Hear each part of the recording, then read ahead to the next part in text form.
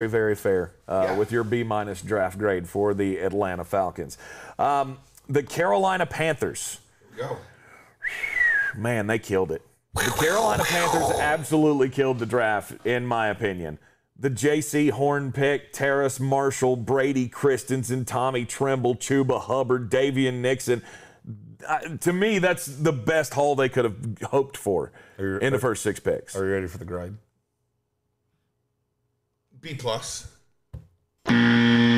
is an A. This is no doubt an A. You're wrong. How? It's fine. You're allowed to be wrong, but you're wrong. I'm not wrong. Because you took a guy at 8 that you took too damn high.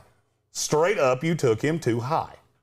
You could, to me, the one thing I wanted to see Carolina do, and what exactly this would have yielded and where you would have gone, Jaycee Horn was in too much demand.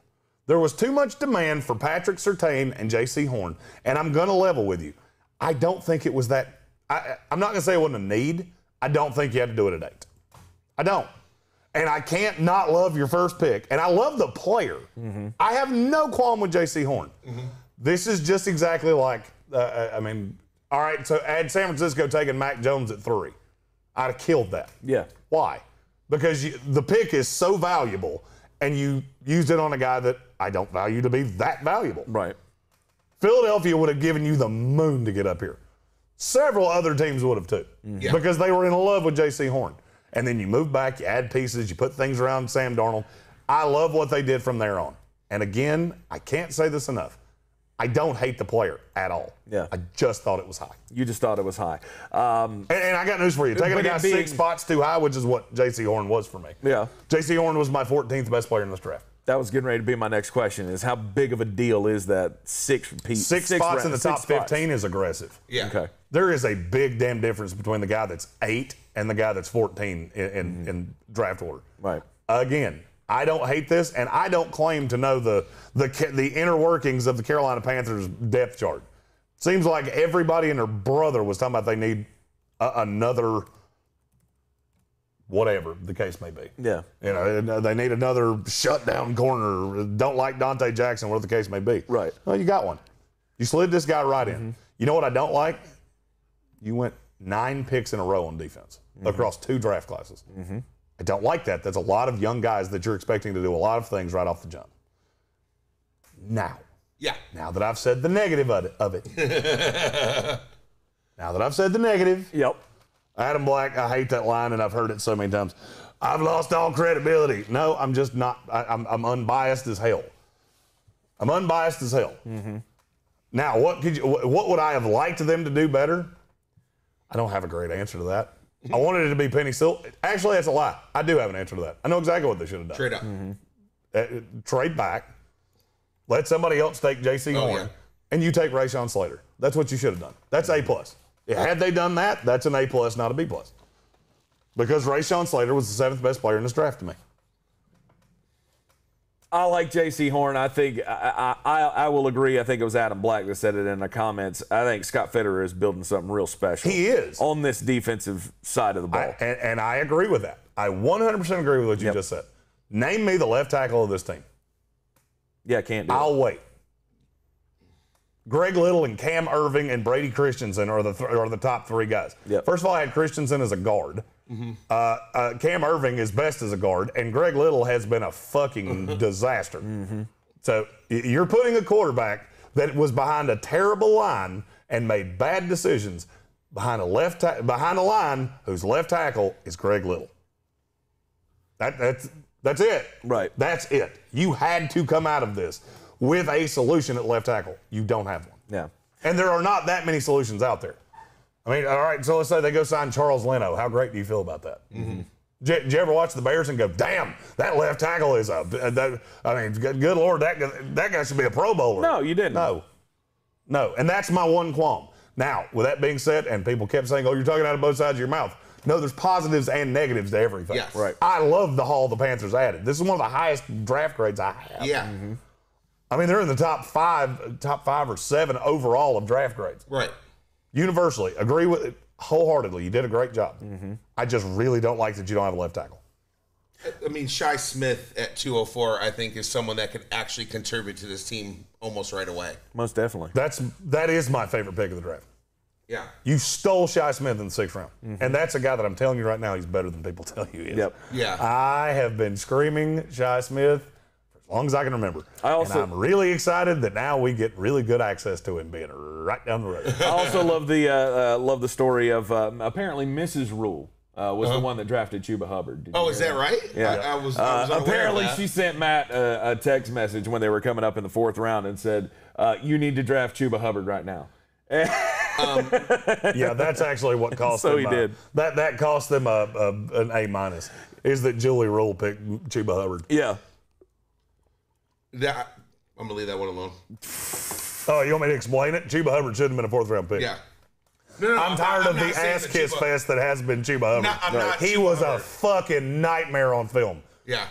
I understand he was so good the year before. In a spread offense that is in no way indicative of what the NFL looks like. Yep. That was not a good pick. And the fact that you keep putting it out there that a coach's wife is who made that pick, that's not a good look. That's what I was. That's not a good look. That's what I'm leaving alone is the wife pick. I mean, I don't care. I mean, Julie Rule may know more about football than anybody that ever watches any show we ever do. Yeah. Right. I don't give a shit about that. You're putting it out there that a coach's wife made a pick. In the 4th round. Have you ever noticed that nobody's ever done that before? Yeah. Mm-hmm. You've never seen a team do that. You know why? Because that sounds really odd. Yeah. Yeah. That sounds really strange, especially when you took a long snapper in the 6th round. That gets into, are you outsmarting yourself here? Because that doesn't make any damn sense. All the talent that Carolina was able to put together in this draft, though, and in the last draft, and kind of in the draft before that, I think they are building something special in Carolina, and they will be ruling this division in 2 years. So hold on, I have to answer 2 of the questions in the comments. Okay. Will Terrace Marshall be able to stay healthy? I do believe so. My knock on Terrace Marshall was not injuries. It was his ability to get off the line of scrimmage because he's not a guy that deals well with press. And I'm afraid teams are going to do that a lot. Here's the thing. He's got Robbie Anderson and DJ Moore on the other side. That's fine. I was afraid he was going to wind up in Detroit. Yeah. A lot of my dings on Terrace Marshall were assuming he was going to be a 2. He's a 3. I'm good. The Terrace Marshall pick was great. Yeah. Adam Black asked, so why is Horn the riskiest player they drafted if you like him as a player? It's very simple. Because you took a cornerback at 8. Yeah. Mm-hmm. That's ridiculously high for a corner. Let's play a fun game. Would you like me to tell you who the top the corners that have been taken in the top 10 the last 5 years are? Yeah, absolutely. Well, 5 hour-long years. Gotta actually search it right. Don't really care what the Green Bay Packers did looking for a cornerback. Right. A CB, not a GB. Right. Yeah. Hitting a home run on a cornerback in the 1st round is tough. Mm-hmm. It is tough. It's not like Jaycee Horn and Deion Sanders. Mm-hmm. You No. know what I mean? It's not I like, really liked him. And to me, I would think part of this would be not only is it a risk taking a cornerback so high in the draft, but it's also you're taking the risk of adding that piece to your defense rather than getting the tackle that you could have had to bolster your offensive line. That's the risk you're taking. You're not so much taking the risk on the player himself because we like the player himself. Yeah. It's the position in which you took him that makes him a risky pick. Here's the corners that have gone in the top 10. Last year's Jeff Okudah and C.J. Henderson. They were both absolute disasters as rookies. Mm-hmm. Denzel Ward in Cleveland in 2018. That was a good. That's worked out pretty well. Yeah. I had Denzel Ward rated higher than Jaycee Horn. Mm-hmm. 2017, Jamal Adams. That's a safety, but let's see. Jalen Ramsey at 5. Jaycee Horn will never be Jalen Ramsey. Yeah. Ever. You go all the way back to Patrick Peterson. You better be a damn elite corner, which I think first of all, that's the other part of this. Yeah. I think you took the inferior corner ahead of the better one. Mm-hmm. I think Patrick Surtain is the better corner, and I've said that the whole time. And you just send him to a place that he can really succeed. Yeah. So why is it, long answer short to Adam Black's question, why is it such a risky proposition? Everything I just said. You didn't wind up with a tackle, which you could have had in Rashawn Slater. I understand you wanted Penny Sewell. I wanted Penny Sewell for you, frankly. Yeah. And because you took him ahead of Patrick Surtain, which could make you look not so bright not too long from now.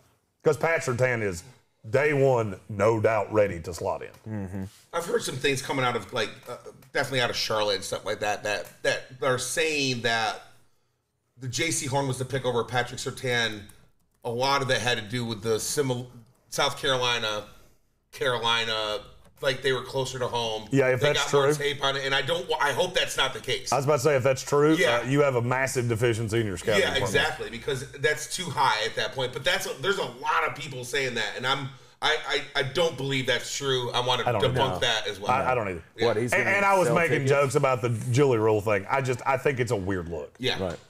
And then you have the draft pick where you call the guy and he's so shocked that you drafted him. Like, those are all good for social media clips. They don't look good to insiders and to scouts. Because I've had a couple people ask me about that. Because we're in a Carolina market. Yeah. So we know that team pretty well. Right. I've gotten a couple text messages of, all right, so you got a coach's wife making a pick, and you got another guy that you called, and he was so shocked that he was being drafted that he didn't think it was Matt Rule. Yeah. That's weird. Yeah. That's a weird thing, and you're making a lot of about that. It is weird. Has there ever been a long snapper selected? Oh, yeah. There were several. Oh, yeah. They started to run on them. Oh, okay. There were like 3 of them in 8 picks. I was surprised to even see that. I guess that was just. He's a great long snapper, by the way. I do have to admit that. He's going to be the next Carolina Panthers Pro Bowler. Well, I've been trying to tell you for months now that both of your kids need to be like knocking yeah. beer cans off a barstool long snapper because absolutely. that's the career for them right there. Oh, yeah. Both of them. We're going to be practicing that one, no doubt.